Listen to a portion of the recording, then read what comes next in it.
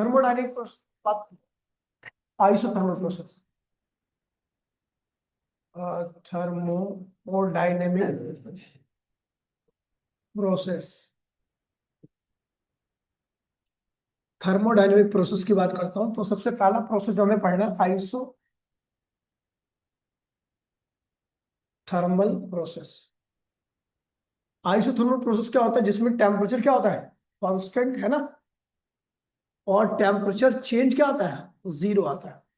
ठीक है, इस केस में अगर मैं फर्स्ट लॉ ऑफ थर्मोडायनेमिक्स देखूं, in first law of thermodynamics, first law of thermodynamics, दी गई हीट क्या होता है? D U plus T T के बराबर होता है। But in iso D U ही क्या होगा? इसके ही बराबर है, क्योंकि टेम्परेचर चेंज ही नहीं होगा। सही, गलत लिख दिया ना, डी डब्ल्यू। ठीक है, तो but in isothermal D Q क्या होगा?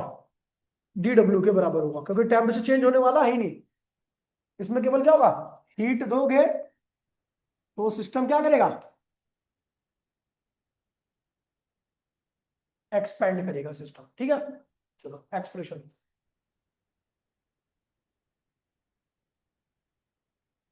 एक्सप्रेशन ऑफ आइसोथर्मल,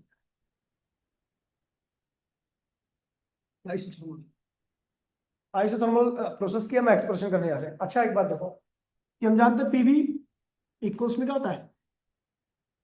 एनआरटी होता है। ठीक है, इन आइसो इन आइसो थर्मल टेम्परेचर क्या होता है? कांस्टेंट होता है। ध्यान, पीवी इक्वल्स में क्या होगा? ये आवाज कर रहा है बाहर, सारी आवाज, एन आर, और ये भी क्या है? कांस्टेंट है। तो आपको पता है एन कांस्टेंट, आर कांस्टेंट है, के भी क्या हो गया आपका? कांस्टेंट हो गया। तो पीवी इक्वल्स में क्या होगा? कांस्टेंट। तो ये एक्सप्रेशन है किसकी? आइसो की। आइसोथर्मल प्रोसेस बोलूंगा समझ आना, पीवी का प्रोडक्ट क्या रहा है? कांस्टेंट आ रहा है। अच्छा, इसका मीनिंग क्या हुआ? इसका मतलब हो गया, इसका मतलब हो गया कि मान लीजिए सिस्टम एनक्लोज्ड है।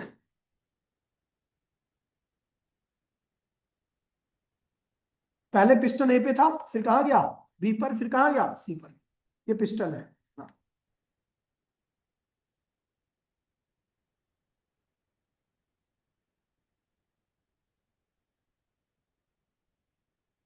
ये पिस्टन है। ठीक है, जब ए पे था तो प्रेशर क्या था? P1 V1, टेम्परेचर क्या होगा? टी। जब बी पे आया तो प्रेशर क्या होगा? P2 V2, टेम्परेचर क्या होगा? टी ही रहेगा। जब यहां पर आया तो क्या होगा? प्रेशर P3 V3, टेम्परेचर क्या होगा? टी ही रहेगा। तो कह रहा है कि P1 V1 बराबर में P2 V2 बराबर में P3। ये ध्यान रखना, न्यूमेरिकल में इसका बहुत ज्यादा इस्तेमाल करने वाला है। ठीक है, तो ये केवल आइसो में होता है। ठीक है, न्यूमेरिकल करने में इसका इस्तेमाल होगा। ठीक है, फिर आते हैं ग्राफ, प्रेशर वॉल्यूम ग्राफ। ठीक है, तो आइसो में हम जानते हैं, इन आइसो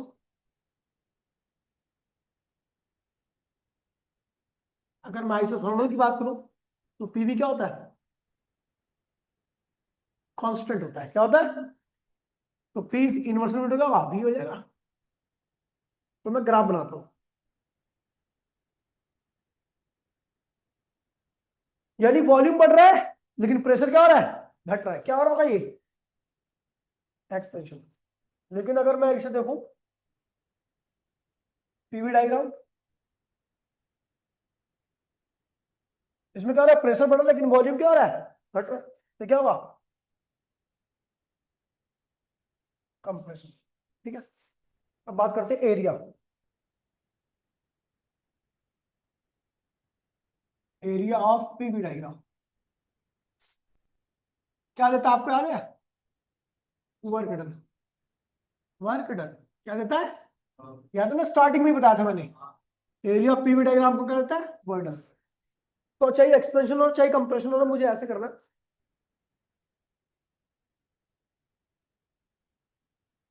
पीवी मैंने इंस्टेंट लेना है टी इंस्टेंट पर, वॉल्यूम कितना चेंज हुआ डीवी और प्रेशर कितना था। अच्छा यहाँ पर वॉल्यूम कितना होगा V1 और यहाँ पर कितना होना है V2। ठीक है, तो मैं at instant t, at t, t पर वर्क क्या होगा डीवी, वो किसके बराबर होगा P इंटू में डीवी के। केवल टी की बात करूंगा तो यहाँ का जो एरिया होगा, एरिया क्या होगा P इंटू में डीवी, लंबाई एरिया चौड़ाई क्या डीवी, तो एरिया क्या होगा PDV.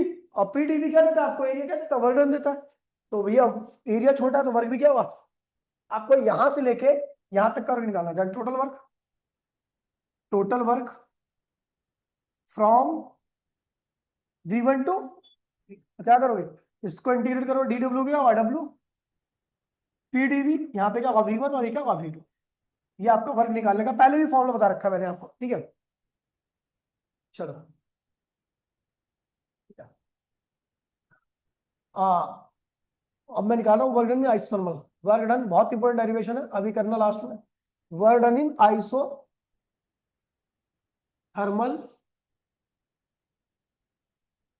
Isothermal process. Isothermal process में हम वर्क डन करने आ रहे हैं, तो क्या कैसे निकलेगा हमें पता भी है। आइसोथर्मल प्रोसेस में प्रेशर और वॉल्यूम दोनों क्या होते हैं, वेरिएबल होते हैं, ठीक है। वर्क क्या होता है वी नो, वर्क क्या होता है V1। हम देख रहे हैं यहाँ पर वॉल्यूम और प्रेशर दोनों वेरिएबल है, तो P कोस पीवी कोस में क्या होता है के, P की वैल्यू क्या होगी के अपॉन में V, ये होगी। देन W इक्वल्स में क्या होगा, P की वैल्यू क्या है के अपॉन में V, dV V1 V2, कोई दिक्कत तो नहीं है। अच्छा आपको बता दूं कुछ फॉर्मूले जो यहाँ पे यूज होने वाला है। पहला फॉर्मूला यूज होगा इंटीग्रेशन ऑफ dx अपॉन में x, क्या होगा ln x, क्या होता है ln x, इसे कहते हैं नेचुरल लॉग। इसको कॉमन लॉग में कन्वर्ट करने के लिए 3.3 सॉरी 2.303 से मल्टीप्लाई करते हैं तो ये क्या बन जाता है log x। दूसरा फॉर्मूला आप यहाँ पे यूज करोगे ln a minus ln b, ये होगा ln a अपॉन में b, या आप इसको लिखते हो 2.303 log a अपॉन में, ठीक है। तीसरा यहाँ पे फॉर्मूला आप यूज करोगे, ठीक है, यही तो फॉर्मूला बेसिक फॉर्मूला है जिसका आपको यहाँ पे इस्तेमाल करना है, ठीक है। साइड में लिखा हुआ है, यानी आपको यहाँ पे इस्तेमाल करना है। डब्ल्यू इक्वल्स में क्या होगा, के बाहर आएगा, क्या अंदर बचेगा डीवी अपॉन में वी, V1 V2, ये क्या हो जाएगा, ये हो जाएगा आपका ln v,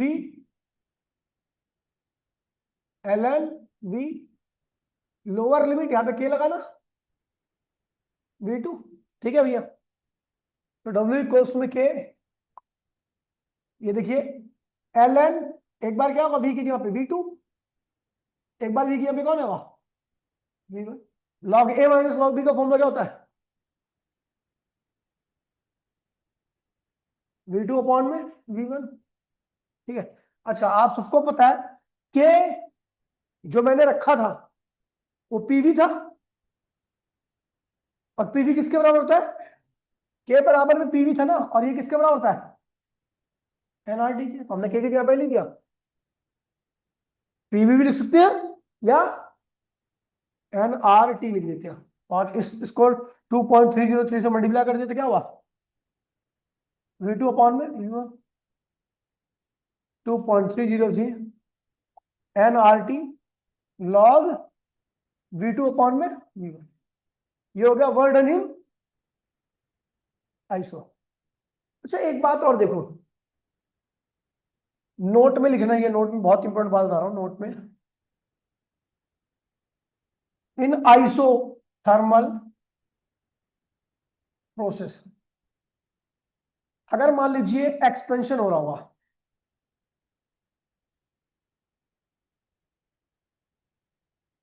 आइसो में टेम्परेचर कांस्टेंट रहता है, एक्सपेंशन हो रहा है, एक्सपेंशन में भी टेम्परेचर कांस्टेंट है, कैसे हो सकता है ऐसा पॉसिबल, नहीं समझे मेरी बात को। मैं कह रहा हूं एक्सपेंशन हो रहा है, क्या हो रहा है एक्सपेंशन, अगर हीट कांस्टेंट रहती है और एक्सपेंशन होता है तो टेम्परेचर रीजन का क्या होता है? चलो छोड़ो, मैं एक एग्जांपल बताता हूँ। स्टार्टिंग में बिग बैंग में एक पॉइंट था, जब बिग बैंग नहीं हुआ था, और उस पॉइंट में सारी एनर्जी समाई थी, और उस पॉइंट का टेम्परेचर था इनफाइनाइट। क्या था? उस पॉइंट के बाद जितनी हीट थी, उसके बाद एक्सपेंशन चालू हुआ। एक्सपेंशन चालू हुआ, हीट तो उतनी है जितनी पहले थी, वो हीट फैलती गई, तो अब यूनिवर्स का टेम्परेचर क्या हुआ? कम होने लगा। एक ऐसे टाइम आएगा जब पूरा यूनिवर्स इतना ज्यादा एक्सपेंड करेगा कि हर जगह पे हीट का अमाउंट क्या होगा? बहुत कम हो जाएगा, क्योंकि हीट तो बढ़ नहीं सकती, हीट तो कांस्टेंट है। तो हर जगह का टेम्परेचर क्या होगा? बहुत कम हो जाएगा, और एक ऐसी लिमिट आएगी जिसमें हम कहते हैं एब्सोल्यूट टेम्परेचर, और वो टेम्परेचर होता है 0 केल्विन। 0 केल्विन से छोटा टेम्परेचर एग्जिस्ट नहीं करता। उस वक्त एक ब्रिज फ्रीज नाम की इवेंट होगी, जिसमें हर चीज की मूवमेंट रुक चुकी होगी, इलेक्ट्रॉन तक वाइब्रेट करना रुक जाएगा। उस वक्त पूरा यूनिवर्स क्या होगा? डेड स्टेट में आ जाएगा। तो कहने का मतलब है, अगर हीट ना बढ़े और केवल एक्सपेंशन हो, तो धीरे धीरे टेम्परेचर क्या होता है? गिरता रहेगा। लेकिन इस केस में, आइसोथर्मल में, एक्सपेंशन हो रहा है लेकिन टेम्परेचर नहीं गिर रहा है। इसका मतलब क्या हुआ है? कि बाहर से हीट दी जा रही है, लगातार हीट फैल रही है, लेकिन बाहर से लगातार हीट प्रोवाइड कर दे रहे हैं, इस वजह से टेम्परेचर उस रीजन का कम नहीं हो पा रहा है। समझ गए भैया? तो ध्यान रखना कि अगर आइसोथर्मल है प्रोसेस और एक्सपेंशन हो रहा है, तो सिस्टम क्या करेगा? इस केस में सिस्टम सिस्टम सराउंडिंग से हीट गेन करेगा। समझ गए भैया? समझ गए? चलो कंप्रेशन देखते हैं।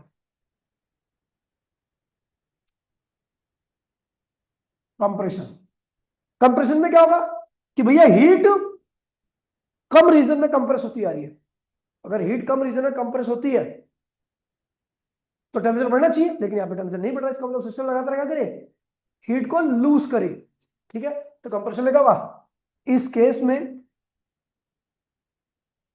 में सिस्टम सराउंडिंग को हीट दे रहा है ताकि टेम्परेचर क्या है? कांस्टेंट रहे। ठीक है, अच्छा, मतलब यहाँ पे हीट का लेन देन हो रहा है। हीट का लेन देन हो रहा है, आइसोथर्मल प्रोसेस में हीट का लेन देन होगा। तो मैं कह सकता हूं यहाँ पे,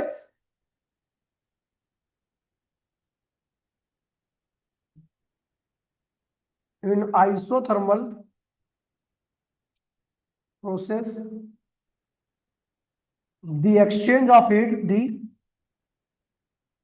exchange of heat take place in between system and surrounding। समझ गए? आइसोथर्मल प्रोसेस में हमेशा हीट का लेन देन होता रहेगा सिस्टम और सराउंडिंग के बीच में। सो एसेंशियल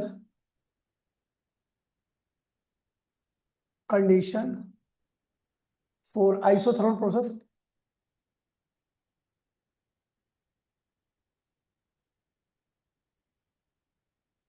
क्या होना चाहिए? हीट का लेन देन हो। तो हीट का लेन देन होने के लिए क्या चाहिए? Wall should be conducting, wall of container should be, या wall of system should be, wall of system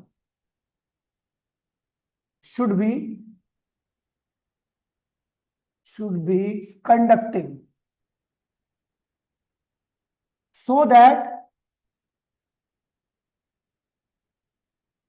exchange of heat take place, ताकि हीट का एक्सचेंज होता रहे। दूसरा, एक और कंडीशन है, हीट का लेन देन हो रहा है भैया, तो टाइम तो चाहिए ना। टाइम चाहिए का मतलब, चाहिए का मतलब प्रोसेस स्लो हो। The process should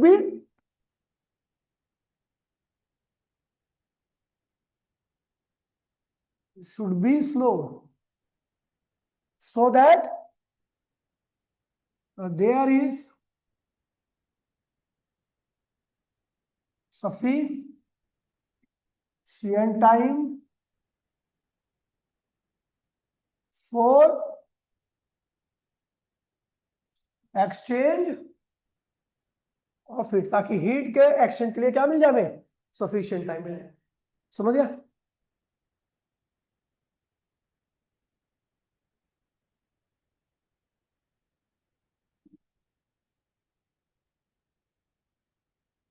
slope of isothermal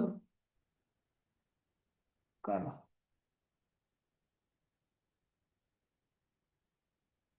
ठीक है, ठीक है। पी वी ये होता है, स्लोप निकालना है अपने को, क्या करो इस पे, इस लाइन का स्लोप कैसे निकलेगा, इस कर्व का स्लोप, टेंजेंट, क्या करोगे, टेंजेंट खींच दी मैंने, टेंजेंट खींच दी,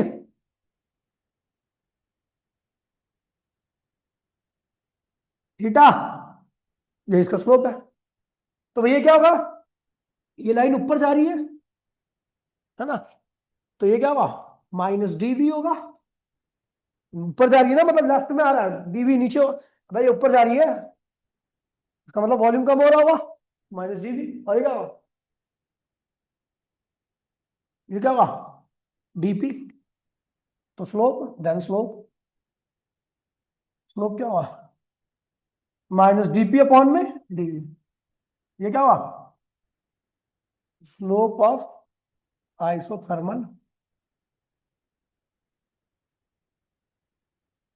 प्रोसेस। या माइनस मत लगाओ यहाँ पे, बाद में लगा जाएगा आपका बेस, यार,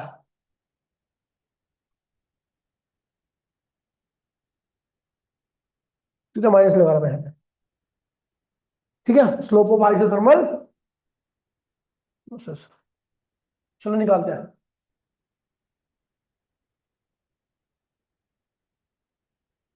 slope, value of slope, value of, यानी डीपी अपॉन में डीवी की वैल्यू अपने को निकालनी है, ठीक है। चलो, हम जानते हैं पीवी कोस में क्या होता है, पीवी कोस में क्या होता है, के होता है ना, कांस्टेंट, दोनों साइड में partial differential, partial differentiate, differentiate, दोनों साइड में हमने क्या किया, पार्शियल डिफरेंशिएट कर दिया। तो पार्शियल डिफरेंशिएट का मतलब होता है कि भी आप किसी के रिस्पेक्ट में कर रहे हैं, जैसे नीचे लगाते हो डीटी वगैरह, वो नहीं लगाना है यहाँ पे, अरे क्या हुआ, डी के, एक बार वी बाहर, डीपी अंदर, एक बार पी बाहर, डीवी अंदर, ये क्या हो गया, जीरो, कांस्टेंट है। तो इसको पल्ली साइड में ले आओ तो क्या हुआ, V D P equals to minus V D, तो उधर ले आओ इसको, उधर ले आओ तो क्या हुआ, डीपी अपॉन में DV equals to minus P upon में V, that is the value of slope of isothermal process. Isothermal process में स्लोप की वैल्यू क्या, माइनस पी अपॉन में माइनस क्या बता रहे हैं,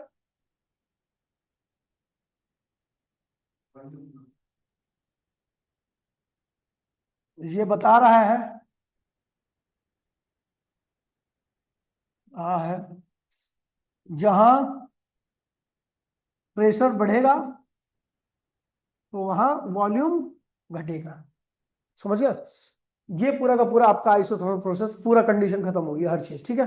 इसको न्यूमेरिकल वगैरह मैंने अभी नहीं कराया था, अगली क्लास में कराएंगे, ठीक है, कल की क्लास में सुबह शाम को 5 बजे, ठीक है। आज इतना ही, मिलते अगली क्लास में, टाटा बाय बाय, जय हिंद, जय भारत। तो मैंने